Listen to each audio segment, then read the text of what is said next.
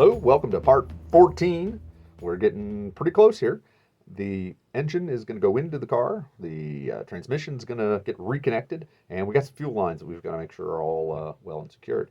Getting the engine and the transmission connected, that was a little bit of a fiddly bit, usually is.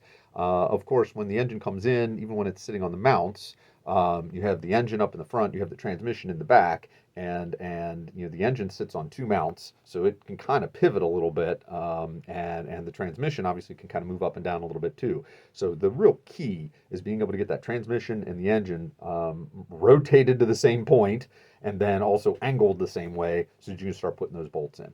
It can be a little difficult to do.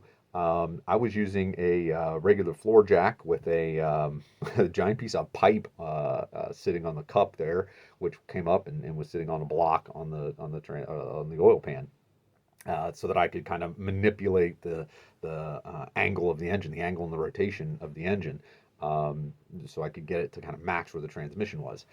Really, the key is if you can get one bolt on the right side and one bolt on the left side.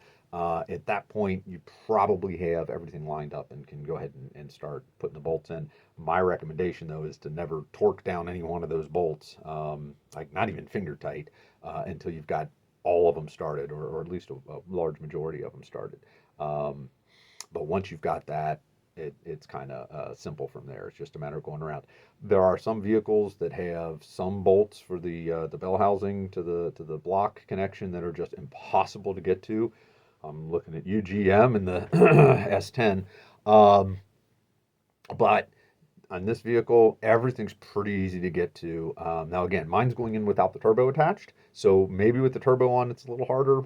I don't know. I do know there was a nice big wide access hole made by the lack of a turbo, so that may have helped.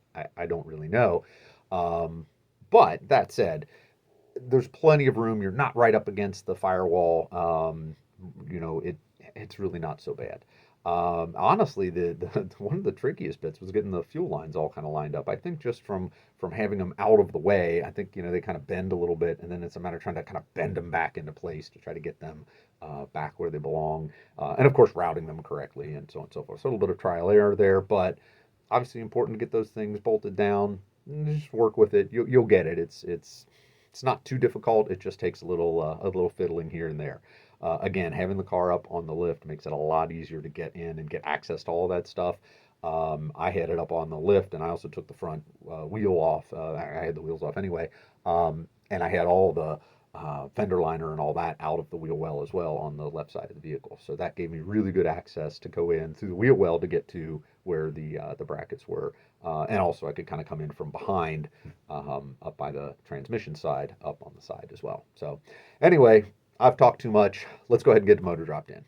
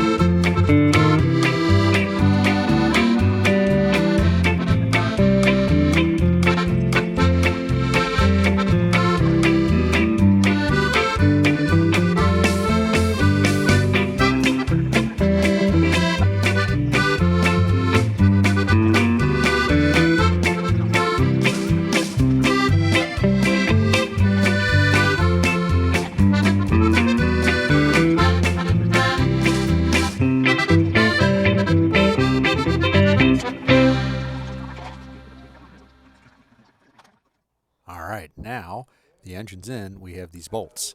I put them on this piece of cardboard in the exact order that they exist. There's a note there, the 4 missing bolts that were holding the engine on the engine stand. I've already put them back in this board so I don't lose them. So now all we have to do is put all these bolts back into the engine.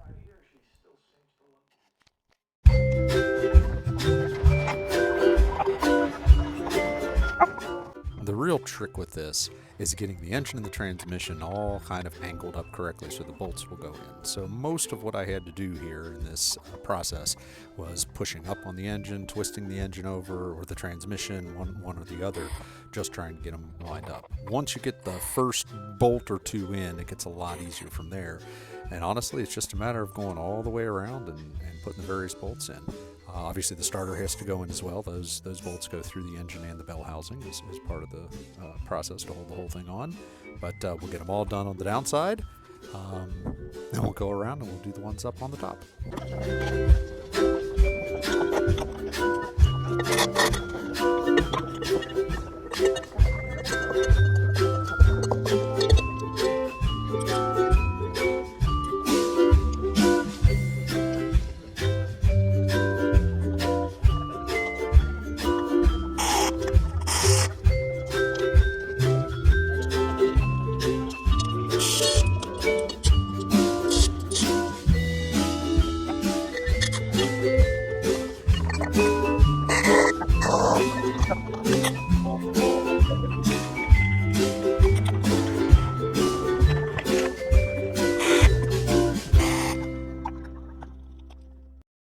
Once you have the motor bolted up, we've got to look inside the inspection hole on the transmission bell housing, and we'll see where the torque converter and the flex plate bolt together.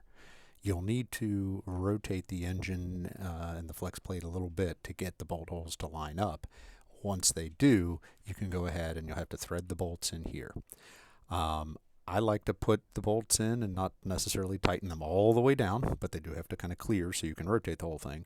So I like to get them in basically finger tight, make sure they're all in first, and then go back, pull them out one by one, put the Loctite on them, tighten them down, and go ahead and torque them. So you're going to be turning the front of the engine at the crank and coming back to the back of the engine to put bolts in back here.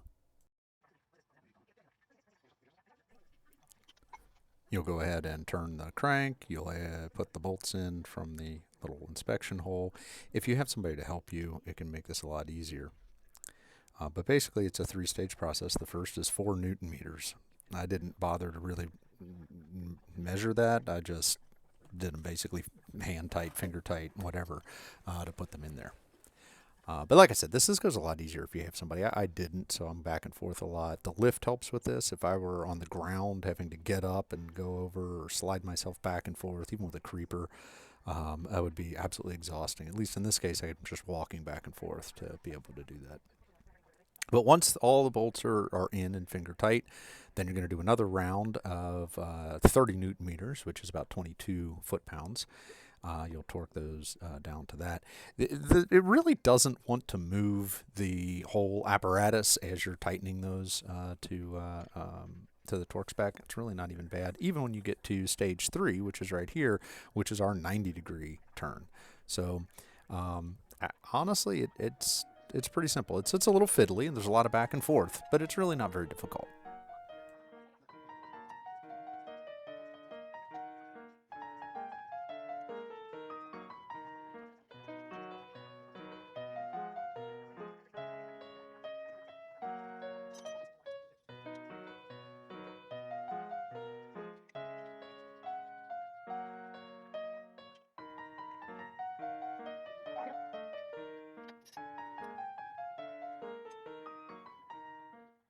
And 6 bolts and some red Loctite later, it's all done. All the bolts are torqued again, and then turned 90 degrees.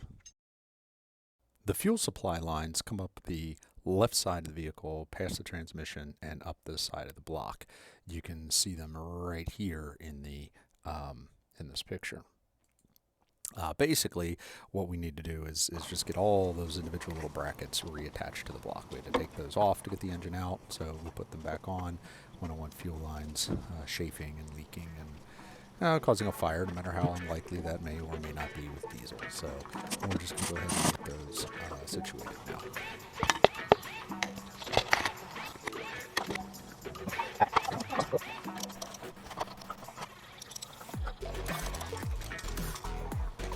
Once the lines are secured to the block, then we come up to the top, and then we need to make sure that the supply lines get secured to the valve covers, head covers, whatnot, and connected up all the way through. And once those are all connected, now our fuel lines are in place, and we can move on. All right, that's going to wrap it up this time around. Engine's in, and next time we'll have the turbo installed, and then we'll get to that startup video. I'm pretty excited that we're actually kind of coming to a close here. So thanks for checking it out, and part 15 will be here soon.